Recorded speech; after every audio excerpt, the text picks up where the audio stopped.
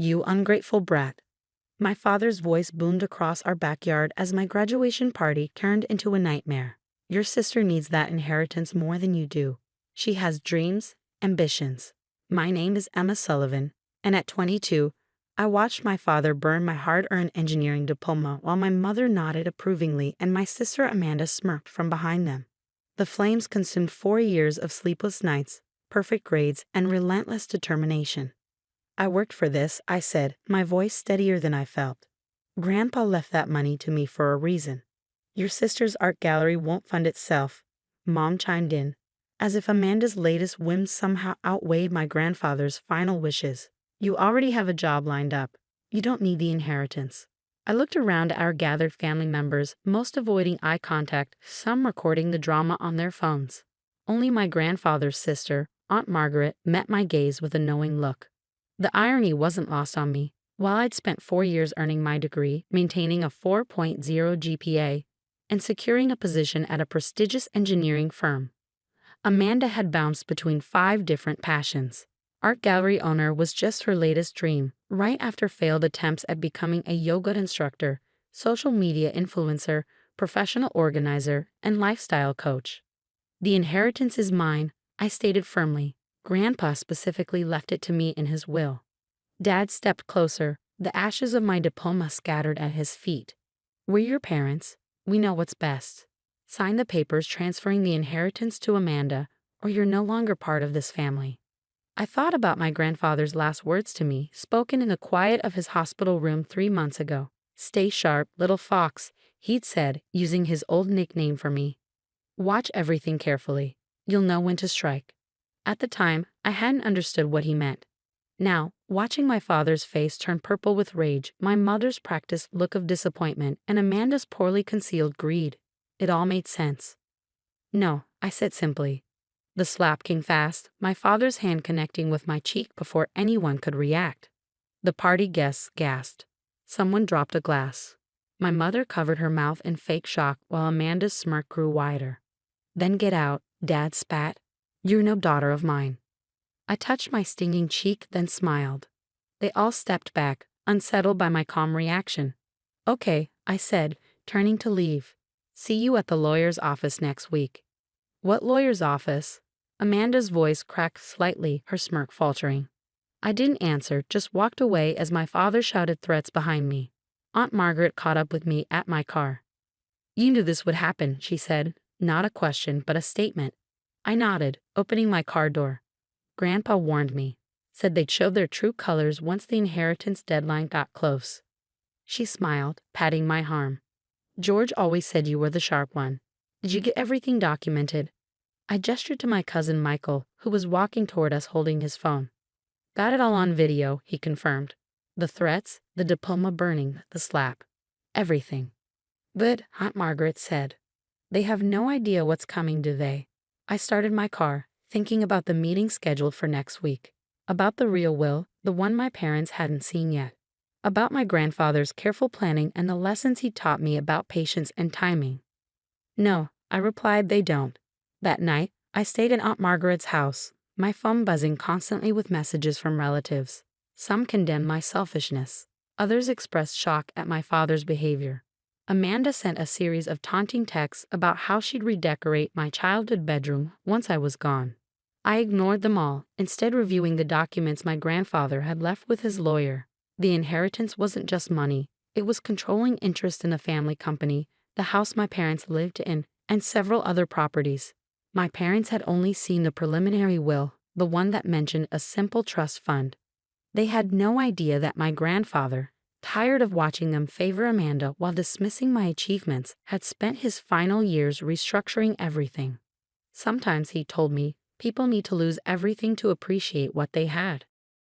As I prepared for bed, Aunt Margaret brought me some tea. "Your grandfather would be proud," she said. "He always said you had his spirit, the patience to wait for the right moment." I thought about the family meeting scheduled for next week, where the full will would be read, about my father's face when he realized what his actions today had cost him, about my mother's practiced disappointment crumbling when she learned that her comfortable lifestyle depended entirely on my goodwill. Mostly I thought about Amanda, who had spent years watching our parents undermine and dismiss me, believing she would always come out on top. The right moment, I agreed, sipping my tea. That's exactly what Grandpa taught me to wait for. The week before the family meeting crawled by in a blur of angry calls and manipulative texts. My father's threats escalated from disarmament to legal action, though he never specified what laws I'd broken by refusing to give away my inheritance. My mother alternated between guilt trips and promises, suggesting we could compromise by me giving Amanda just 80% of everything. Amanda, predictably, had already started advertising her upcoming art gallery on social media, complete with photos of the building she planned to acquire with her inheritance. The building that, ironically, was one of the properties Grandpa had left to me. The morning of the meeting, I arrived early at the law offices of Matthews and Associates. Mr. Matthews, my grandfather's lawyer for 30 years, greeted me with a knowing smile. "Everything's prepared," he said, patting a thick folder on his desk. "Your grandfather would have loved this moment. He always said revenge is best served with paperwork." I smiled, remembering Grandpa's lessons about patience and documentation. "Are the security cameras installed?" "Both in here and the lobby," he confirmed. "Given your father's recent behavior, we thought it best to have everything recorded." My family arrived in waves.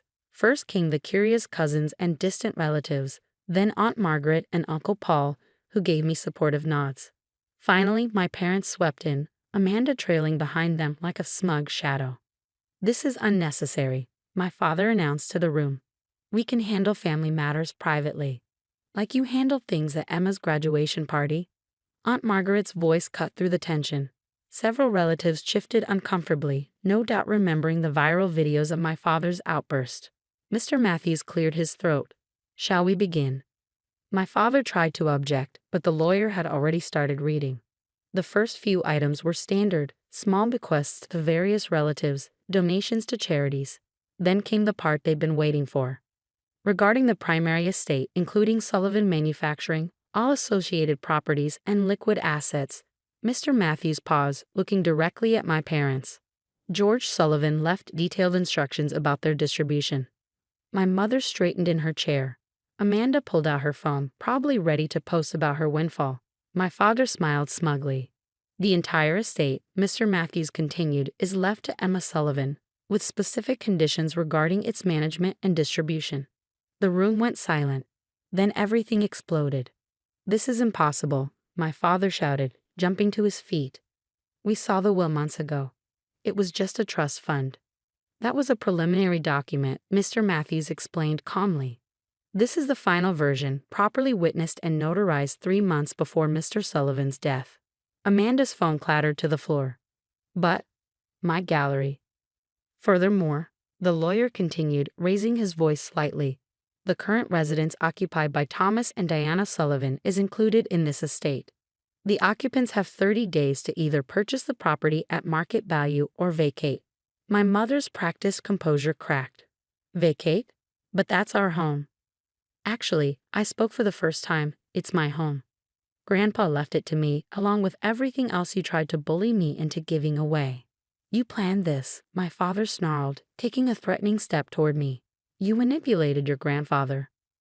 "Mr. Sullivan," Mr. Matthews interrupted sharply, "I remind you that this meeting is being recorded, and given your recent documented history of violence toward your daughter, any aggressive moves will have consequences." My father froze, finally noticing the security cameras. Additionally, the lawyer continued, "Mr. Sullivan left a video message explaining his decisions. Shall we watch it?" Before anyone could respond, my grandfather's face appeared on the conference room screen. He looked tired but determined, his familiar sharp eyes staring directly into the camera. "If you're watching this," he began, "then Emma has finally stood up to you all, just as I taught her to. I've watched for years as you dismissed her achievements, belittled her efforts, and favored Amanda despite her lack of direction or responsibility." Amanda started to protest, but Aunt Margaret shushed her. "I built this company from nothing," Grandpa's recording continued. "I know the value of hard work, dedication, and patience. Emma has all these qualities. She also has something else, the wisdom to wait for the right moment to show her strength. That's why she gets everything. Not because she's my favorite, but because she's earned it." My mother was crying now, whether from genuine emotion or practiced manipulation. I couldn't tell. My father had slumped in his chair, his face ashen. Amanda just stared at her fallen phone, her dreams of an easy payday crumbling around her. "There's more," Mr. Mackey said as the video ended. "Shall we continue?" I nodded, thinking about Grandpa's words about patience and timing. The real surprise was still to come, the part where they'd learn exactly what kind of leader I planned to be. "Yes," I said, pulling out my own folder of documents. "Let's talk about the future of Sullivan Manufacturing. I have some changes in mind." The room felt charged with tension as I opened my folder. Inside were the plans I'd spent months developing, guided by Grandpa's mentorship during his final days. "Sullivan Manufacturing needs restructuring," I announced. My engineering degree might be ashes, but my knowledge wasn't. "Our technology is outdated, our processes inefficient, and our employee satisfaction is at an all-time low. You can't just walk in and change everything." My father exploded. "I've run this company for 20 years. Into the ground," I replied calmly, sliding quarterly reports across the table. "We've lost market share every year for the past 5 years. Employee turnover is at 60%. 3 major clients have already given notice they won't renew their contracts."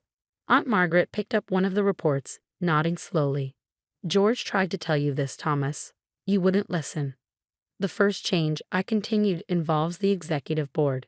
Effective immediately, I'm appointing new directors with actual industry experience, not just family connections." My father's face reddened. He packed the board with golf buddies and Amanda's ex-boyfriends for years. "Second, we're implementing the employee profit-sharing program Grandpa designed before you shelved it. Every worker gets a stake in our success." "You'll bankrupt us," my mother cried, but Mr. Matthews was already distributing the financial projections. "Actually," he interjected, "these plans could double our profitability within 18 months. I turned to Amanda, who hadn't spoken since the initial shock. "You wanted an art gallery. Fine. The company's starting an art therapy program for employees and their families. You can run it, if you complete a proper business plan and get relevant certifications." For the first time in her life, Amanda looked at me with something other than contempt. "You're giving me a chance." "I'm giving you an opportunity to earn something," I corrected. "That's more than you gave me." My father stood up again, but this time his anger had a desperate edge. "You can't do this. I won't let you destroy my legacy." "Your legacy?" I laughed softly. "Dad, look around. You're sitting in a dying company, in an office you don't own anymore, threatening the person who controls your future. What exactly is your legacy?" The truth finally seemed to hit him. He sank back into his chair, decades of arrogance crumbling under the weight of reality. "Now," I said, pulling out one final document, "let's discuss your roles moving forward."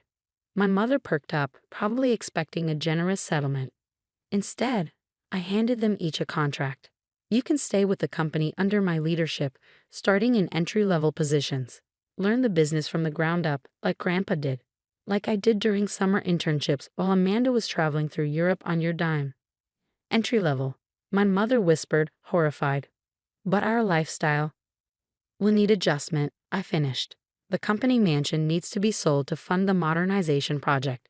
You have 3 options. Take the jobs I'm offering, buy the house at market value, or start packing." The silence that followed was deafening. Around the table, relatives watched with varying degrees of shock and satisfaction. Aunt Margaret didn't bother hiding her smile. "I'll do it," Amanda suddenly said. Everyone turned to stare at her. "The art therapy program. I'll get the certifications, make a business plan. I want to earn it." I nodded, seeing a glimmer of something new in my sister's eyes. Maybe understanding, maybe respect, or maybe just the first real motivation she'd ever shown. "Time to decide," I announced, standing up. "You have until the end of the week. After that, the positions go to qualify outside candidates." As people filed out of the conference room, Aunt Margaret stayed behind. "Your grandfather would be proud," she said, hugging me. "You showed them mercy without weakness." "He taught me well," I replied. "Sometimes the best revenge isn't destruction. It's giving people a chance to face their own failures and grow from them." 3 months later, Sullivan Manufacturing was transforming. My father, swallowing his pride, took the offered position in quality control. He discovered he actually enjoyed working with his hands again, like when he first started under Grandpa. My mother declined employment but found a smaller house within her new budget. She's learning to live without household staff, which Aunt Margaret calls character building. Amanda surprised everyone. She completed her business certification in record time, submitted a detailed proposal for the art therapy program, and now works harder than she ever has. Last week, she actually thanked me for not giving her the easy way out. The company is thriving. Employee morale has soared since implementing the profit-sharing program. Our technological upgrades have attracted new clients, and our stock price has jumped 30%. Sometimes, during quiet moments in what used to be my father's office, I look at the photo of Grandpa on my desk. "Stay sharp, little fox," he'd said. He taught me that true leadership isn't about power or control. It's about vision, patience, and the wisdom to know when to strike and when to show mercy. I kept the diploma ashes in a small box on my shelf, not as a reminder of that day's pain, but as a symbol of how destruction can lead to rebirth. Sometimes the best revenge isn't about getting even. It's about building something better from the ashes of what was lost.